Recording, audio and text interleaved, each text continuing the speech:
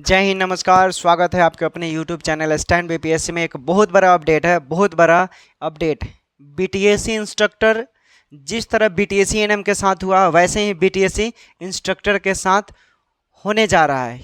थोड़ा सा यही है कि थोड़ा सा हट कर है, क्योंकि उसमें भी केस रिजर्व हुआ था, इसमें भी केस रिजर्व हो गया है। अब देखिए, चूंकि आप लोगों को जानना जरूरी है, चूंकि सेम प्रोसेस बीटीएससी एनएम के साथ जैसा हुआ है वैसा ही हो रहा है। अब थोड़ा सा प्रॉब्लम यहाँ पर यह है कि वहाँ पर बीटीएससी एनएम में जो कॉन्टेक्ट बेसिस थे उनका पक्ष मजबूत था, लेकिन बीटीएससी इंस्ट्रक्टर में जो इंजीनियर लोग हैं इसमें फ्रेशर का पक्ष मजबूत है। अब चलिए बताते हैं। देखिए, 7 मई को बहस था, चूँकि हम बहुत व्यस्त थे, सुप्रीम कोर्ट में चले गए थे, इसलिए वहाँ पर समय उमय नहीं मिला वीडियो बनाने के लिए। लेकिन ये जानना जरूरी है। अब जान लीजिए, सारे क्लू आपको बता देंगे, सारे दिमाग पूरा वीडियो को देखेगा, पूरा समझा देंगे। 7 मई को जो हेयरिंग हुआ था उसमें जो भी पक्ष रखे गए थे, वो जो फ्रेशर स्टूडेंट, जो इंजीनियर थे, इंस्ट्रक्टर वाले, जो नॉन सीटीआई थे, उनके तरफ से सारे पॉजिटिव व्यू रखे गए थे, सारे पॉजिटिव। और बहस भी अच्छा खासा हुआ, 2 घंटे लगातार बहस हुए। कितने? 2 घंटे। फिर उसके बाद क्या हुआ, लगातार 8 मई को फिर क्या होता है, बहस होते हैं। 8 मई को भी बहस होते हैं, 8 मई को बहस होते हैं, 8 मई को भी 2 घंटे लगातार बहस होते हैं। क्योंकि गेस्ट वाले डिमांड कर रहे थे किस चीज़ का, कि जो कॉन्टेक्ट, मतलब जो कॉन्टेक्ट वाले हैं उनको जैसा सुविधा मिल रहा है वैसे ही हमको मिले। तो भाई वो तो पहले से कार्यरत है, तो उनको किसी न किसी रूप में दिया जाए। आप क्या हैं? आप तो मतलब गेस्ट हैं ना, तो आप अर्ध सरकारी भी फॉर्म में आते हैं ना किसी भी चीज़ में आते हैं। फिर आपको कैसे? उनकी बातों को खारिज कर दिया गया उस दिन भी, और पूर्ण तरह उस दिन भी बोला गया कि इनको खारिज किया जाए। अब चूंकि बात यहाँ पर आती है, क्या बीटीएससी इंस्ट्रक्टर जीतेंगे? तो बिल्कुल यहाँ पर बीटीएससी इंस्ट्रक्टर जो फ्रेशर है, नॉन सीटीआई हैं, वो यहाँ पर जीतेंगे। और केस को रिजर्व कर लिया गया। केस रिजर्व करने का प्रोसेस देखिए। केस रिजर्व क्यों किया जाता है?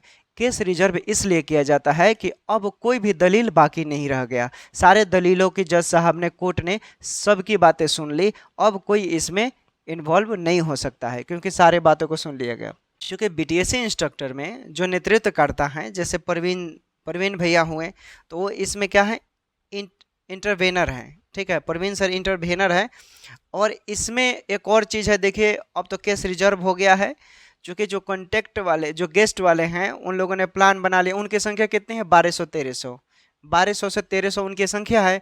और वो लोग सुप्रीम कोर्ट भी जाने के लिए तैयार हो गया है। जिस तरह बीटीएससी एनएम में फ्रेशर स्टूडेंट के पक्ष में फैसला नहीं आया, उस तरह एसएलपी वहाँ दर्ज हो गया। बीटीएससी एनएम ने सुप्रीम कोर्ट में लगाया लगभग 2 लाख।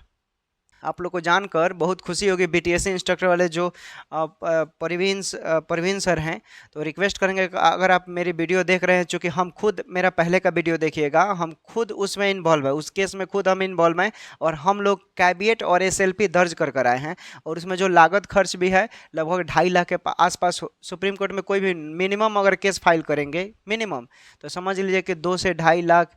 जो लोअर केस होगा वो 2 लाख। जो जिसका अगर अच्छे एडवोकेट रखते हैं तो उसमें और ज़्यादा चार्जेस लगता है। तो हम लोग इंडिया के टॉप मोस्ट लॉयर को रखे हैं, इंडिया के टॉप मोस्ट लॉयर जिनका रैंकिंग 1 आता है, जो जज के सामने दम झुकते नहीं है, दम बोलते हैं तो बोलते ही रह जाते हैं, वैसे एडवोकेट को हायरिंग किया गया है। तो आप लोग भी उन, मेरा मतलब अपना निजी राय फैसला है कि अगर आपको अच्छा लगेगा तो उनको आप एब्जॉर्ब कर सकते हैं। उसके बाद चूँकि यहाँ पर जो अच्छे एडवोकेट, जैसे मान लीजिए कि फ्रेशर स्टूडेंट है, तो पीएन शाही हैं, रितेश कुमार है, इनके एडवोकेट हैं पीएन शाही, रितेश कुमार, ये लोग बहुत अच्छे हैं। लेकिन रितेश कुमार जो हैं वो जूनियर एडवोकेट हैं। ठीक।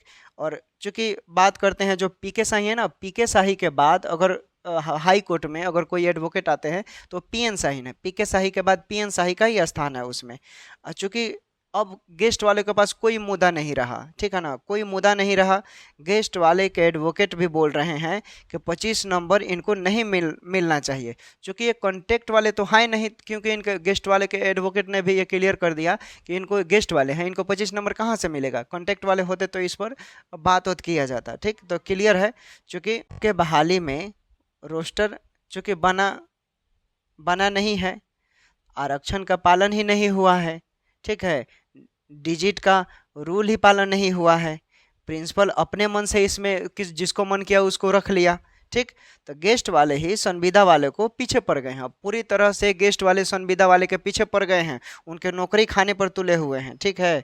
तो जिस तरह अब समझ लीजिए कि एक और चीज़ इसमें हम जो एक इकट्ठा किए हैं एविडेंस, चूँकि ये 10 मई को केस को रिजर्व कर लिया गया है, ठीक। और कोई भी केस रिजर्व किया जाता है तो फैसलाएं सुनाने में जो भारतीय कानून की जो किताबें हैं उसमें आप ये पढ़ सकते हैं, जो कोई एडवोकेट होंगे तो उनसे राय सलाह ले सकते हैं कि 1 हफ्ते से लेकर 2 हफ्ते के बीच में इसका केस रिजर्व होता है तो उसके फैसलाएं सुना दिया जाता है। बीटीएससी एनएम ऐसे हुआ, केस रिजर्व हुआ था और 11 दिन के अंदर उसका जजमेंट आ गया था। तो उसी तरह इसमें भी 1 से 2 हफ्ते लगेंगे और मैक्सिमम 60 दिन लगता है मैक्सिमम, लेकिन इतना नहीं होता है, उतना बहुत ज़्यादा है, क्योंकि 5 से 6 महीने लॉन्ग प्रोसेस गोइंग ऑन था केस में। तो समझ लीजिए कि केस रिजर्व होता है तो जज साहब को हाथ से लिखना पड़ता है, ठीक ना, हाथ से लिखना पड़ता है। और जो भी बहस के दौरान जो भी बातें हुई रहती है उसको मिलाते हैं घर जाकर कि क्या जो भी बहसबाजी हुई है वो भारतीय जो धारा है, सेक्शन है, उसके अंतर्गत है, संवैधानिक रूल के अंतर्गत है, वो मिलाकर देखेंगे। अगर होगा तो उसी को क्या करेंगे, हाथ से लिखेंगे, और हाथ से लिखने के बाद वो फिर भेजते हैं, स्टेनो साहब उसको टाइपिंग करते हैं। टाइपिंग कर जिस दिन क्लियर हो गया, जज साहब नेक्स्ट हियरिंग मिलेगा आपको, नेक्स्ट हियरिंग मिलता है और उस नेक्स्ट हियरिंग पे कोई भी बहस नहीं होता है, सिर्फ आपको कॉपी के माध्यम से जो पेजेज होता है कॉपी के माध्यम से होता है वो आपको दोनों पक्षों को मिल जाता है, क्योंकि दोनों पक्ष अपने अपने जो दलीलें थे, किसी ने अपने साक्ष्य मजबूत रखे, किसी ने, सबने अपने अपने पक्ष मजबूत रखे, और दोनों पक्षों को जज साहब ने जो पिटिशनर फाइल था उसको रखकर घर लेकर चले गए होंगे और उसको लिख रहे होंगे। क्योंकि 10 मई को हुआ है, आपको 1 से 2 हफ्ते इंतजार करना होगा। जो फ्रेशर स्टूडेंट है नॉन सीटीआई, उनकी संख्या अच्छी खासी है और सबका स्कोर भी अच्छा है, ठीक ना, इसलिए वो लोग केस जीत रहे हैं। यहाँ बीटीएससी एनएम में क्या हुआ था, बीटीएससी एनएम में जो केस करने वाले थे वो लोग कमज़ोर केस कर दिया, ठीक ना। बीटीएससी एनएम जो भी केस किए गए थे वहाँ पर मुद्दा ही सही नहीं था, लेकिन बीटीएससी इंस्ट्रक्टर में जो केस करने वाले लोग हैं, मतलब इतना मुद्दा उन लोग का स्ट्रॉन्ग जोन है, मुद्दा केस करने का जो काफ़ी स्ट्रॉन्ग एविडेंस के साथ उन लोगों ने फाइल किया है, और उसी फाइल के बदौलत गेस्ट वाले कमज़ोर पड़ गए हैं। और देखिएगा केस रिजर्व में क्या होगा, बीटीएससी इंस्ट्रक्टर वाले केस जीत रहे हैं 100%, ठीक है। चूँकि गेस्ट वाले ही कॉन्टैक्ट बेसिस के पीछे पड़ गए हैं, फ्रेशर तो पड़े नहीं है, इसलिए अब यहाँ पर बात आता है कि गेस्ट वाले केस नॉन सीटीआई यानी फ्रेशर स्टूडेंट तो केस जीत जाएंगे, चूँकि फैसला उनके पक्ष में आने वाला है, और पक्ष में आएगा तो गेस्ट वाले सुप्रीम कोर्ट का प्लान बना रहे हैं और सुप्रीम कोर्ट में एसएलपी दर्ज करेंगे फिर से। तो आप लोग एसएलपी दर्ज करेंगे तो फिर हम लोग तो बैठे नहीं रहेंगे, क्योंकि जो लोग भी इस वीडियो को देख रहे हैं, आप मेरा पहले का वीडियो देख लीजिएगा, हम सुप्रीम कोर्ट में जाकर लाइव आए हैं, हम खुद केस फाइल किए हैं, मेरा केस नंबर, एसएलपी नंबर, सब चीज़ है। तो आप देखिएगा, जाना होगा तो हम लोग फिर से एक बार दिल्ली चलेंगे और फिर सुप्रीम कोर्ट में परचम लहरा देंगे, क्योंकि यहाँ पर रोस्टर नहीं, आरक्षण, किसी भी चीज़ का पालन नहीं किया गया। जो प्रिंसिपल थे पॉलिटेक्निक, ITI, गवर्नमेंट जो भी है इंजीनियरिंग कॉलेज, उसके अपने मन से जिसको मन किया रख लिया, तो इसमें कोई भी रोस्टर नहीं हुआ है, तो आप कैसे इनको मार्क्स बेसिस देंगे, कैसे? उनके एडवोकेट ने भी खारिज कर दिया। और ये सही बात है, हकीकत है, किसी भी एडवोकेट से आप जान लेंगे, 1 से 2 हफ्ते इंतजार कीजिए, 1 से 2 हफ्ते के अंदर आपको जजमेंट दे दिया जाएगा, ठीक है। जिसके पक्ष में जजमेंट आएगा स्वीकार कीजिएगा, नहीं स्वीकार कीजिएगा आगे लड़िएगा, हम भी लड़ने के लिए तैयार हैं, कोई दिक्कत नहीं है, और केस तो जीतेंगे भाई, हम हारने वाले में से नहीं है। बीटीएससी एनएम में हाई कोर्ट ने जो डिसीजन दिया उससे हम संतुष्ट नहीं थे, और देखिए सुप्रीम कोर्ट में जाकर हम लोग केस कर दिए हैं, सुप्रीम कोर्ट में हम जीतेंगे, 100% जीतेंगे, ठीक है। इसलिए फ्रेशर स्टूडेंट यहाँ जीतेंगे, गेस्ट वाले हारेंगे बुरी तरह, उनके पास कोई ऑप्शन ही नहीं है। तो इसलिए वीडियो को ज़्यादा से ज़्यादा शेयर कीजिए, 1 से 2 हफ्ते में हम लोग का जजमेंट आने वाला है, क्योंकि सारे ये क्लू हैं, ठीक है ना, क्लू हैं। आप कोई भी सीनियर एडवोकेट है उनसे डिसीजन ले सकते हैं कि हाँ कितने दिन में फैसला आते हैं, गूगल पर सर्च कर सकते हैं, ठीक है, चाहे देख सकते हैं अपने से भी। तो चलिए, टेक केयर, बाय बाय, मिलेंगे नेक्स्ट वीडियो में। केस रिजर्व हो गया है, अब हम लोग जीत रहे हैं, हाई कोर्ट का जो भी नेक्स्ट हियरिंग आएगा उस पर हमें जजमेंट मिल जाएगा।